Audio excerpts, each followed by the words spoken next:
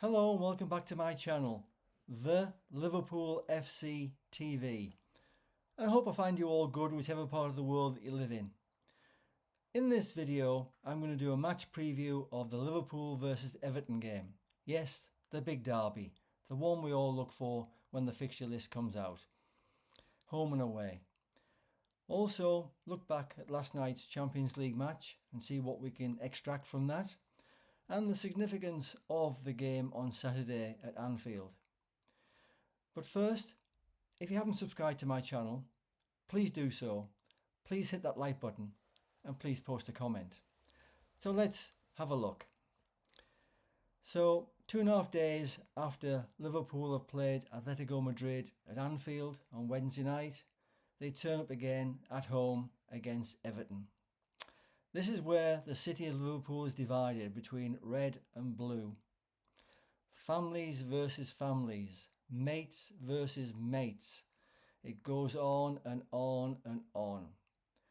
And we'll have to see on Saturday afternoon who will be crowing the loudest, depending on who wins the game. Let's take a look at both sides. Everton first. Well, they've had mixed fortunes really. In the first 4 games, they've had 2 wins, a draw and a loss. That might seem not too bad for Everton. They're sitting 6th in the league, whereas we've won all 4 and we're top of the league.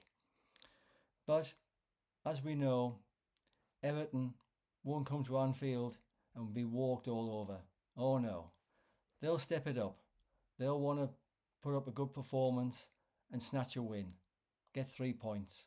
You can bet your bottom dollar on that one.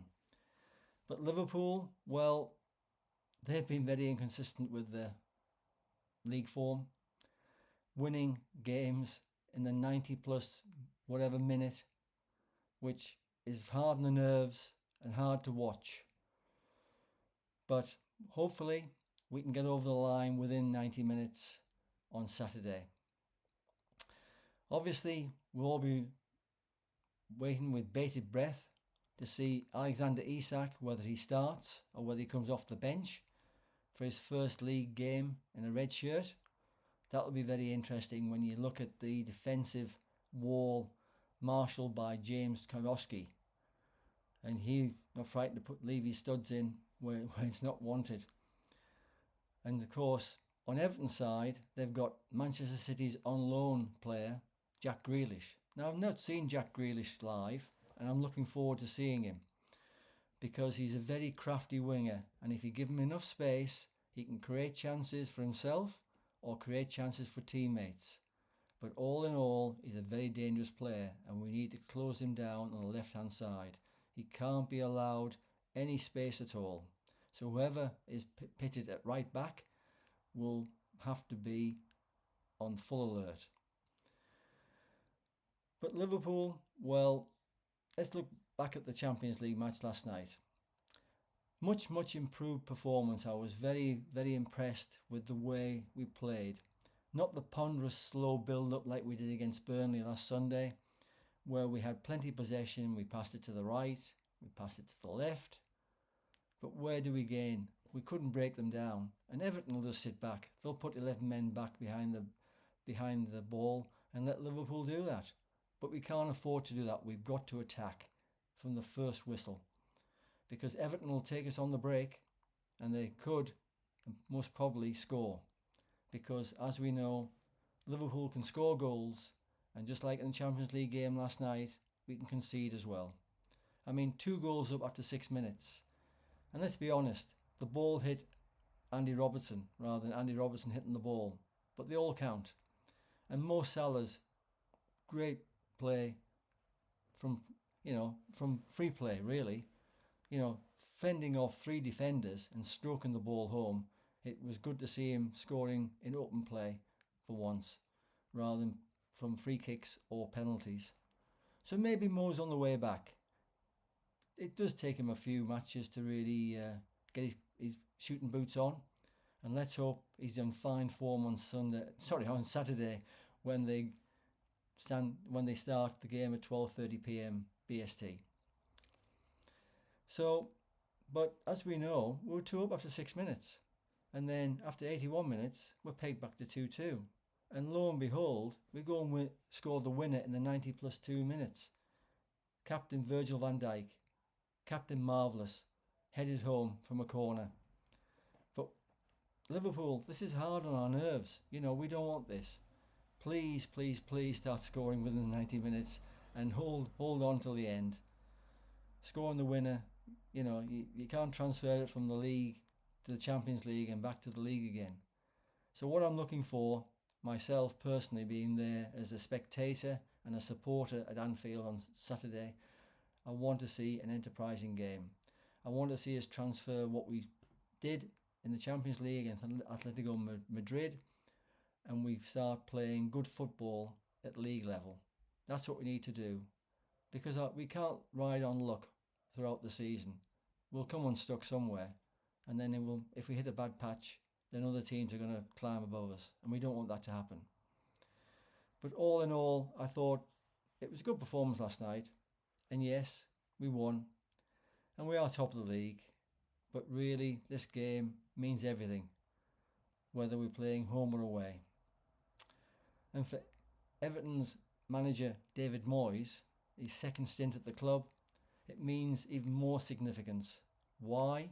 Because he's never won as an Everton manager at Anfield in 19 attempts, so this will be the 20th. And yes, he would love to go there and pick up 3 points. And he'll go with a game plan. You can guarantee that. But what we don't want to see is what we saw at Goodison Park at the end of last season. That was disgraceful, and we don't want it again. And I hope the referee down in England has got enough nous and courage to get hold of this game by the scruff of the neck if he needs to, because if the studs start flying and the yellow cards come out, it's going to be a very, very poor game, and we don't want that. We want an open, enterprising, entertaining game. And yes, if there's goals in it from both sides, fine. But in the end, we want a Liverpool win. Liverpool all the way, and keep us on top. My team prediction, well, I think we're pretty well okay. Injury-wise, I haven't heard anything back from the Champions League match. Arnie Slot, many happy returns for yesterday, Arnie.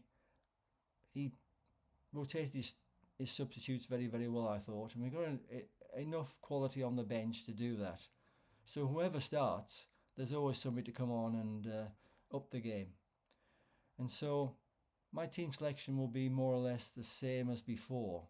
Alisson in goal, Szoboszlai at right back. That's to contain Jack Grealish. Konate, Van Dijk, Robertson over Kirkus, because Robertson seems to me to be hardened. You know, he's got the experience in derby games and he knows what's required. Gravenberg, who had another good game last night as well as the game against Burnley, he'll be anchoring the number 6 in midfield. McAllister will be back. Yes, he's not fully fit yet, and he took a knock against Burnley, but he came on last night. It looked all right. And Florian Wirtz. Now, all I want to say about Florian is I think he's struggling with the English Premier League standard. I think it's too quick for him at the moment. He's not allowed to stand on the ball and create things. He's getting marked too tight. But my other concern is, why can't he complete 90 minutes?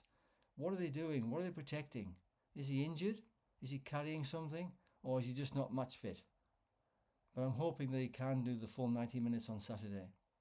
And of course up front, well, Salah and Gakpo on either wing. And I think Isak will start again. Because obviously, if he tires, then we've got Hugo Ekitike we can bring on and play him down the middle. And so, all in all, we've got a very, very strong squad to pick from. Score prediction, well, I think it's going to be tight. I've been rattling around a few scores in my head, but I'll be happy with a 1-0 win for Liverpool. Not from the penalty spot, please. Not in the 90 plus whatever minute, please. Let's do it within the 90 minutes. So 1-0, 3 points, stay top of the league, and I'll be happy. I'll leave Anfield very, very happy. That's it for now. Please tune in for my next video, which will be my match review of the game.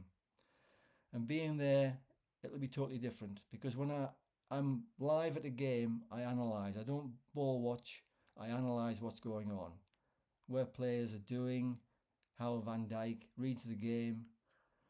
Being a retired, qualified referee, I watch the referee to make sure, was he in the right position for that decision? How did he come about that? Of course, he's got goal line technology and VAR to back up whatever decision he makes.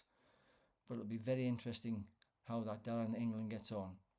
I've watched him a few times and I'm not convinced yet that he is a top class referee. Sorry, but he needs a bit more practice. So all in all, it's going to be an enthralling day. I'm looking forward to it. Hope you are. Take care and goodbye for now.